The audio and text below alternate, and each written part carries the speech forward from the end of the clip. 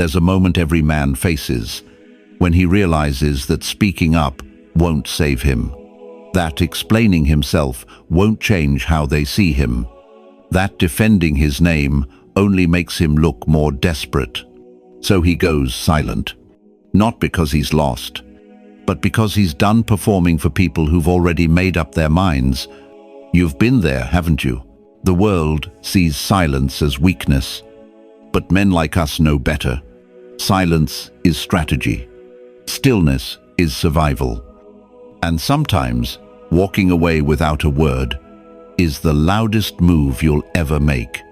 And in the next few minutes, you'll see why the men who stayed silent ended up walking away with everything. Karma, it's not a flash of justice. It's a quiet mirror. It reflects your restraint, your discipline, your refusal to sink to their level. And eventually, it turns on them. And in this video, you'll see 7 specific moments where the man who said nothing came out 10 steps ahead. So if you've ever been lied about, disrespected, underestimated, or replaced, stay with me, because you're about to see what happens when a man finally stops explaining and lets life answer for him. And if even one of these moments feels familiar, don't just watch. Drop a comment. You're not alone in this. Not anymore. Number 1, they accused me of what I never did. You know what's worse than being accused? Being misunderstood by people who once said they had your back. It starts quietly. Not with a confrontation, not with a slam of the door, just an email, a line, a carefully placed sentence written in that passive-aggressive corporate tone we all recognize. This may have occurred due to a misstep during Marcus's last handoff. My name. There, without warning, attached to something I didn't do. At first, it didn't sink in. I stared at the screen, reading that sentence over and over, like my brain was trying to retranslate it. But the message was clear. She had thrown me under the bus. Someone I had worked with side by side for years. Someone I had helped, covered for, vouched for. And yet, there it was. Now here's the part most people don't tell you.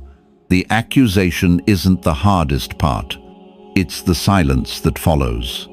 The shift in how they look at you, the slower responses in meetings, the glances you catch when you walk past.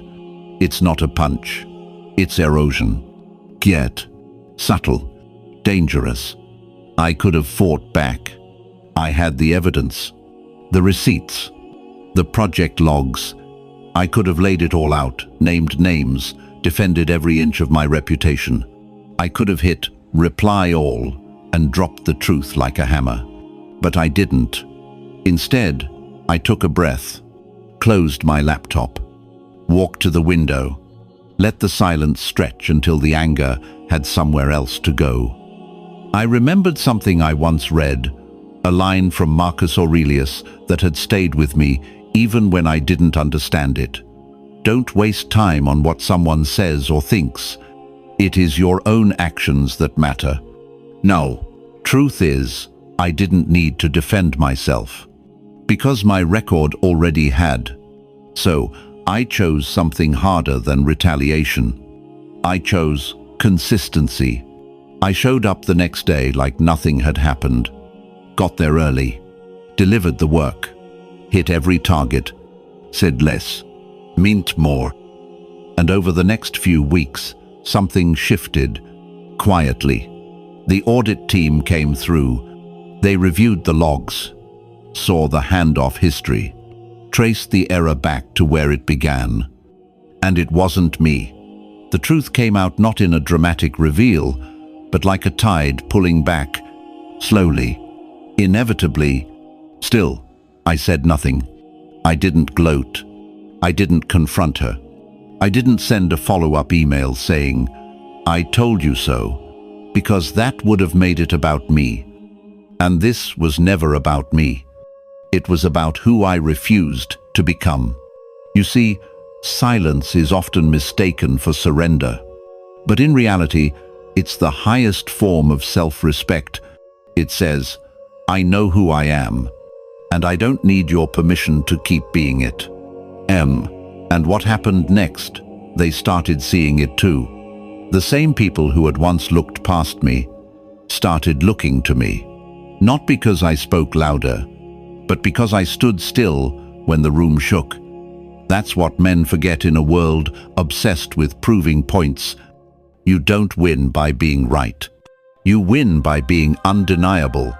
So, if you're ever in that position, falsely accused, publicly undermined, privately erased, don't chase justice. Don't let desperation make you loud. Let your life speak. Let your silence carry the weight your words can't.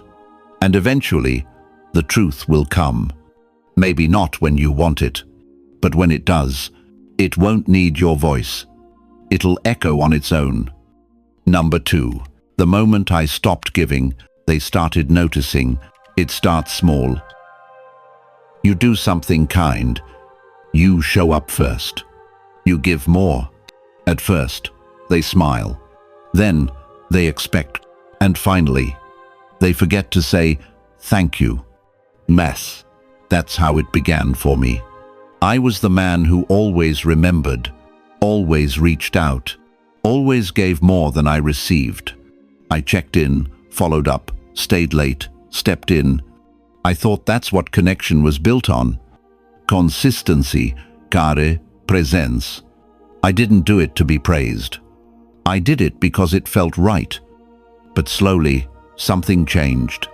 The replies became shorter, the smiles more mechanical. My presence went from meaningful to assumed. My efforts went from appreciated to expected, and still, I kept giving, telling myself maybe they were busy, maybe it was just a season, maybe I just needed to be more patient. But deep down, I started feeling it. That quiet ache of invisibility. You know what's strange? The more I gave, the more invisible I felt. Like the very act of showing up started erasing me. Not because I wasn't needed, but because I was always available. And eventually, availability became invisibility. That realization didn't come in a loud, angry moment. It came in silence. A pause before I hit send on another check-in text that had gone unanswered the last 3 times. That day, I chose not to send it. I didn't reach out. I didn't offer. I didn't initiate. And nothing happened. No one noticed. Not at first.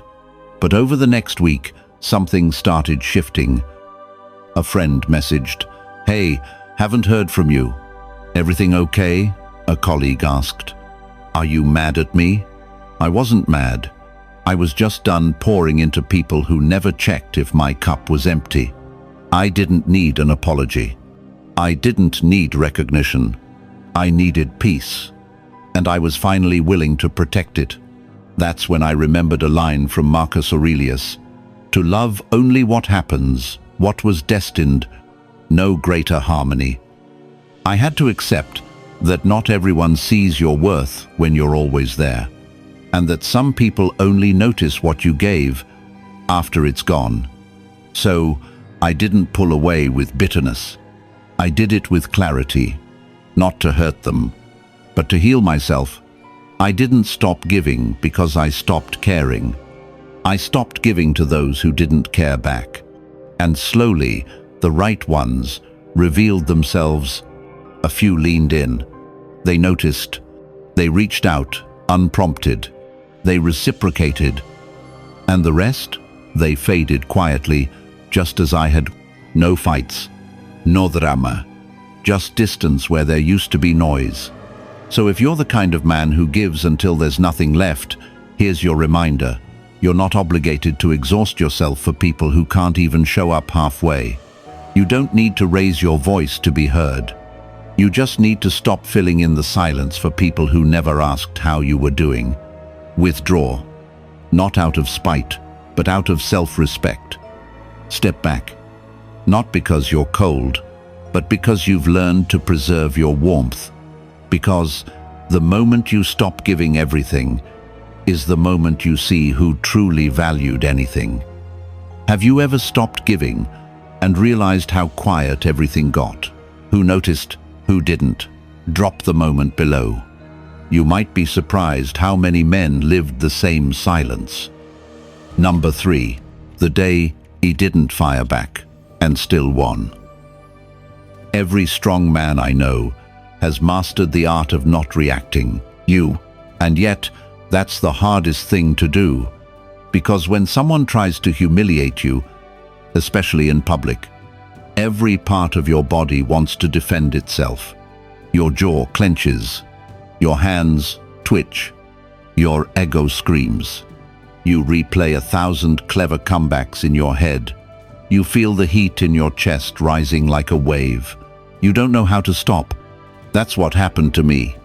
We were in a team meeting. Nothing special. Just the usual updates. Until one guy, let's call him Alex, decided to turn the spotlight. He waited for his moment, then dropped it like a grenade. A comment, wrapped in sarcasm, disguised as humor. Something about how Marcus finally decided to show up on time. Laughter, not from everyone, but enough to sting. The kind that pretends to be harmless but is designed to cut. And for a split second, I almost bit. My mouth opened before my mind could catch up. I had something ready. Sharp. Precise. It would have landed, but I didn't say it.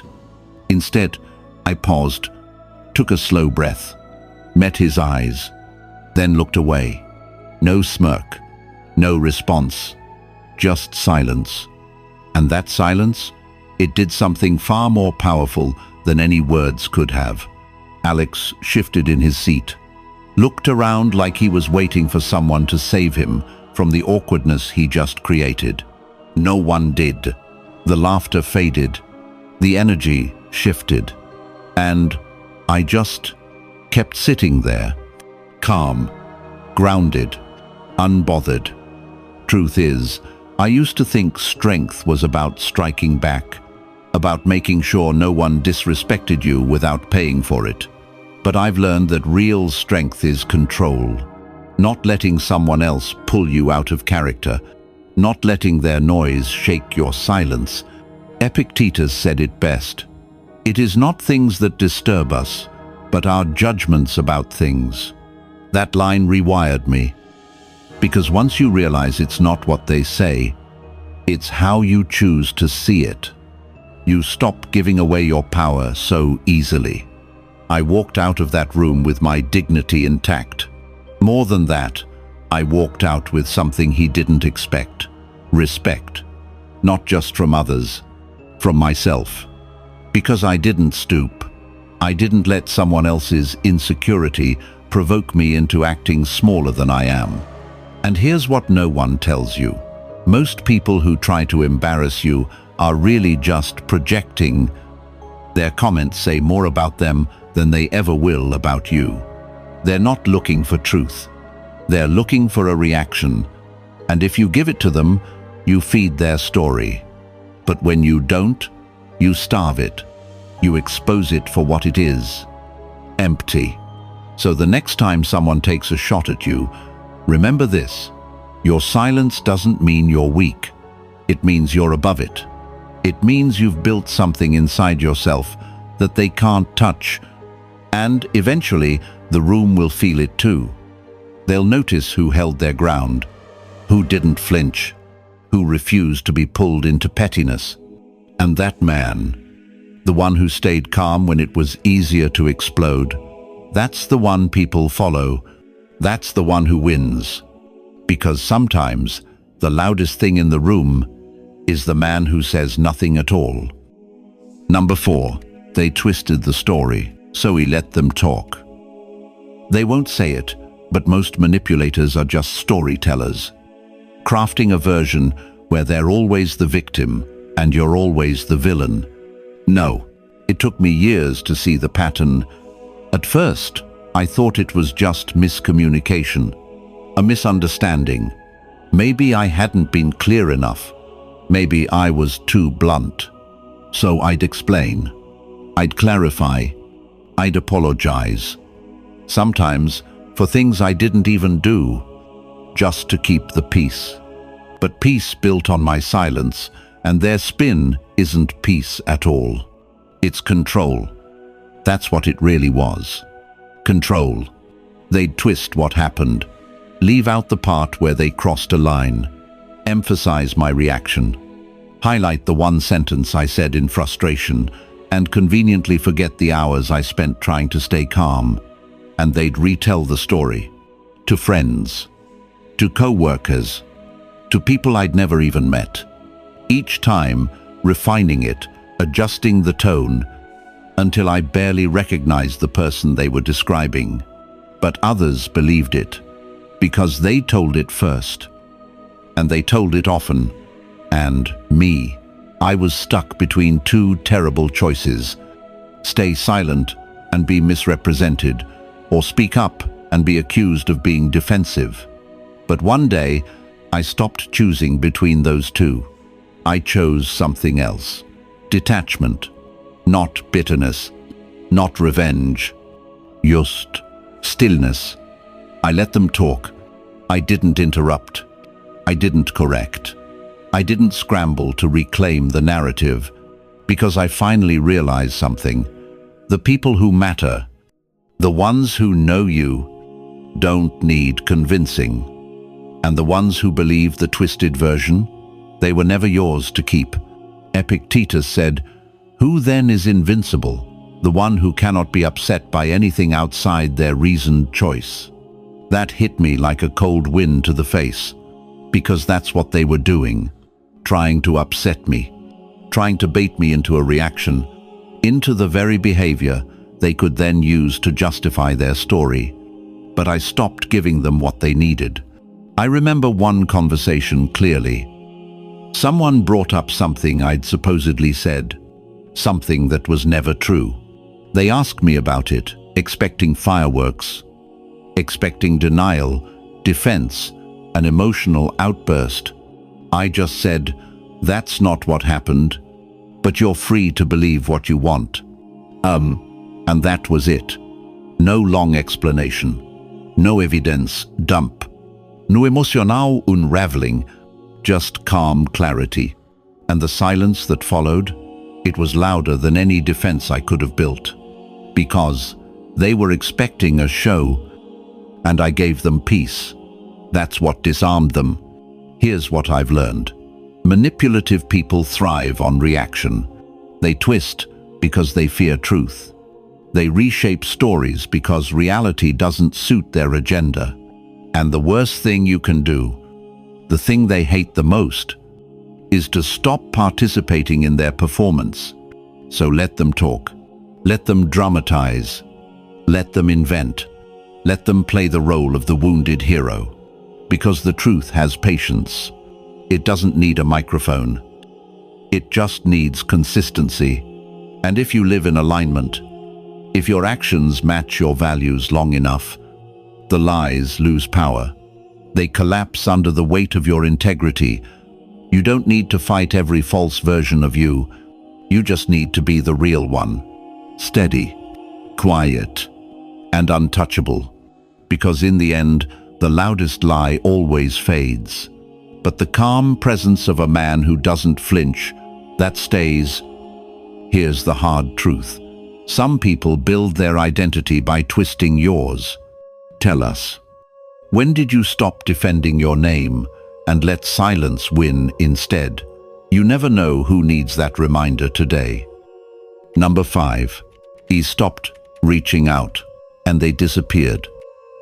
If this sounds like you, you're always the one checking in, holding things together, keeping the friendship alive. This one's for you. No, I didn't realize it at first. I just thought people were busy, that life gets in the way, that adulthood means longer response times, fewer texts, less effort. So I made up the difference. I sent the first message, I planned the hangouts, I remembered their wins, their birthdays, their breakdowns. I checked in after funerals and followed up after interviews. I initiated because I cared. And for a while, that felt noble. But slowly, I started to feel the weight of it. The way conversations only happened if I lit the match. The way silence stretched endlessly unless I broke it. I began to notice that when I paused, everything stopped. Not just the planning, but the connection itself. No one reached out. No one followed up. No one asked if I was okay. And something inside me broke. I tried to ignore it. Told myself I was just being sensitive. That real friends don't count favors. That love isn't measured in frequency, but there comes a point, quiet and cold, where you realize that you're not being remembered. You're being relied on, and there's a difference. So I did something radical. I went still. No announcement. No drama. I just stopped reaching out. I gave the world silence, and I waited to see who would break it. Days passed, then weeks. Nothing. The people I used to hear from weekly, monthly, gone. Not out of cruelty, just out of comfort. Because people get used to you showing up, and when you stop, it doesn't cause chaos. It reveals clarity. That's when I remembered what Seneca said. Associate with people who are likely to improve you. Welcome those you can improve. Not those who drain you. Not those who forget you until it's convenient. Not those who only love you in proximity. And here's the hard truth. Some people weren't really your friends. You were just useful. You were a mirror they liked to see themselves in. But mirrors aren't meant to speak. The moment you need something back, support, care, presence, they vanish. And that's not friendship. That's consumption. So I let them go. And it wasn't bitter. It wasn't sad. It was quiet. Because I wasn't cutting people off. I was cutting off my own need to be needed by people who never saw me clearly to begin with. And you know what's strange? The peace that followed was louder than any crowd I ever kept. Because in the silence, I finally heard myself again. I found space to invest in those who did show up, the ones who replied, the ones who noticed, the ones who didn't let me carry it all alone. It was never about being perfect. It was about being mutual. And the right people understand that they don't need reminders to care. They don't wait until you disappear to wonder where you went. They see you, not for what you give, but for who you are when you stop giving. So if you've been holding up every relationship like a roof above your head, put it down. Let it fall. See who still stands beside you when the shelter you built is no longer there. You don't need more friends. You need fewer, better ones. The kind who don't just respond when you reach out, but reach back on their own, without prompting, without delay, without obligation. And when you find that, don't chase anyone else. That's your circle. That's your home. That's enough. Number 6. They mistook my silence for weakness. Nobody teaches men how to be calm when the world around them is falling apart. We're taught how to fight, how to win, but not how to endure in stillness. No, I've always been quiet. Not because I didn't have anything to say, but because I didn't feel the need to say everything. I observed. I listened. I thought twice before I spoke. I didn't take up space unless I had something meaningful to offer. But somewhere along the line, people started reading that differently. They called it passive, cold, disengaged. They thought silence meant I didn't care, that I lacked ambition, that I wasn't sharp enough to keep up with louder voices. They assumed that the one who spoke less must know less, that if I didn't fight to be heard, I must not have anything worth hearing. And for a while, I let them believe it, because I didn't need to prove them wrong. I was focused on something else entirely, building a strength they couldn't see, the kind that doesn't need applause, the kind that shows up when everything else breaks down. That moment came sooner than expected. A crisis hit the team. Deadlines collapsed. People panicked. The ones who always spoke the loudest suddenly had nothing useful to say. The ones who always needed to be right started pointing fingers. The room, once filled with confidence, was now full of chaos. And the funny thing, that's when everyone turned to me. The quiet one, the one they thought was soft. Because while they were scrambling for answers, I had already started preparing for the worst-case scenario. I had mapped contingencies.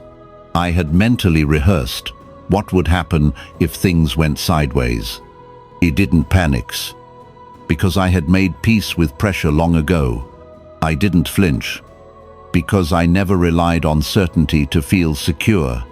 And in that moment, everything flipped. The room that used to overlook me now leaned in. The silence they once dismissed became the calm they needed to follow. Not because I demanded it, but because I embodied it. That's when I remembered the words of Marcus Aurelius: "Be like the cliff against which the waves continually break, but it stands firm." That's what I had become. Not flashy, not loud, but immovable. Men are rarely taught that stillness is a form of power. We're raised to associate strength with volume, aggression, dominance. But real strength? It doesn't panic when provoked.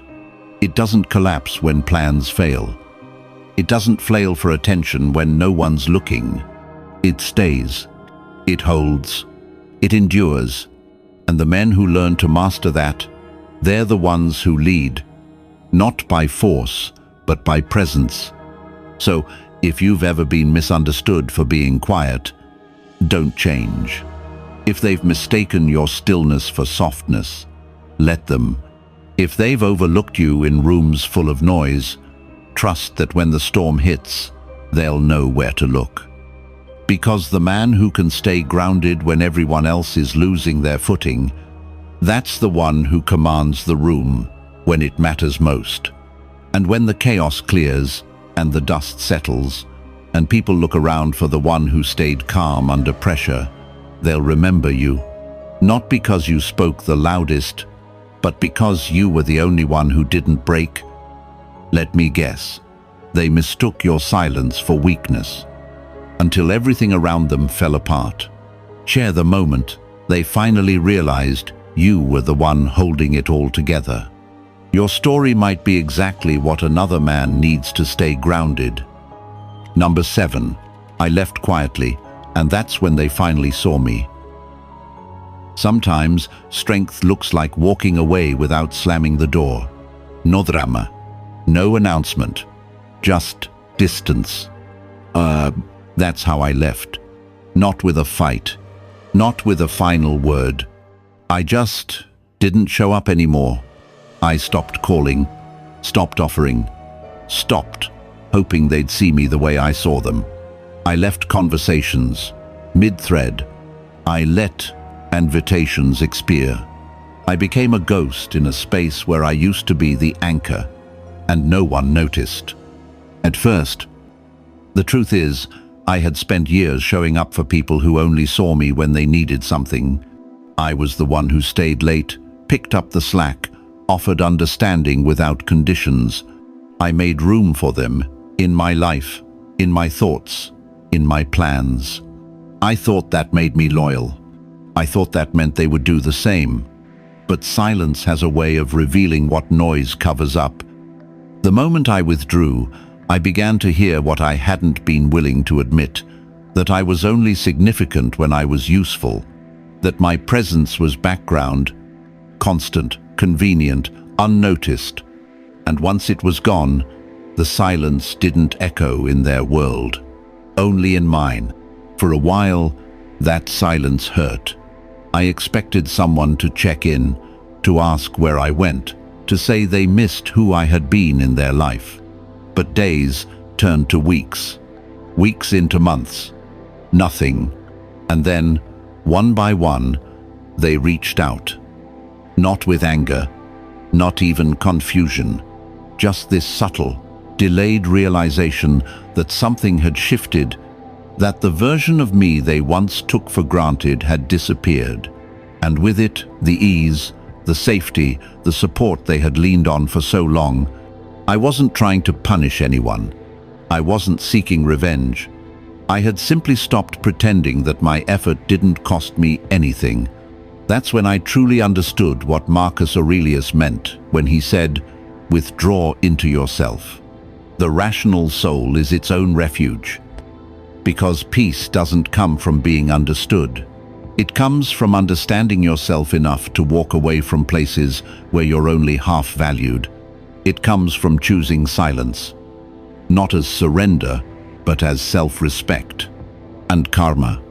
Karma came quietly, not in the form of breakdowns or losses or dramatic collapses. It came in the subtle way they started to feel my absence, the way things didn't feel as solid without me, the way they began to understand that what I gave wasn't small and it wouldn't be replaced. That's the part no one tells you. The quietest exit often has the loudest legacy, not because you said something when you left, but because you had already said everything through how you lived. So I left. And when they finally saw me, it was too late. They didn't just miss my presence. They missed the version of themselves. They got to be around me. Safe, seen, steady. But that version of me no longer existed in their world. I had outgrown it. Not out of pride, but out of peace. So, if you're sitting in silence, wondering if your absence means anything, trust me, it does. If you're choosing to walk away from what no longer honors who you are, keep walking. If you feel invisible now, wait. There will come a day when your silence will be the only thing they hear. And when that day comes, you won't need to explain or return or regret, because the man who leaves quietly leaves a space no one else can fill. Life lesson: the strategic power of silence. In a world that rewards loud opinions, fast reactions, and constant availability, silence can feel like a disadvantage. But the truth is, strategic silence is a weapon, not of weakness, but of wisdom. When someone lies about you, betrays your trust, disrespects your presence, or twists your character into something you're not, your first instinct is to speak, defend, explain, but every time you respond to noise, you trade clarity for chaos. Every time you chase their version of the story, you step out of your own. What this series teaches us is simple, but rare. Not everything deserves your energy. Some people only understand your value when you're no longer available to prove it. Some relationships don't reveal their weight until you stop carrying them. And sometimes, the strongest move isn't to fight back, it's to step back. Because when you stop reacting, life starts reflecting. People show you who they are when you stop filling the silence for them. Karma, as Stoics understand it, isn't about revenge. It's about rhythm. It's the slow, patient return of truth through time. So stay grounded, stay silent, and let your absence speak where your words are no longer needed. Power isn't always about presence. Sometimes it's about restraint. If any part of this hit home for you, drop a comment below.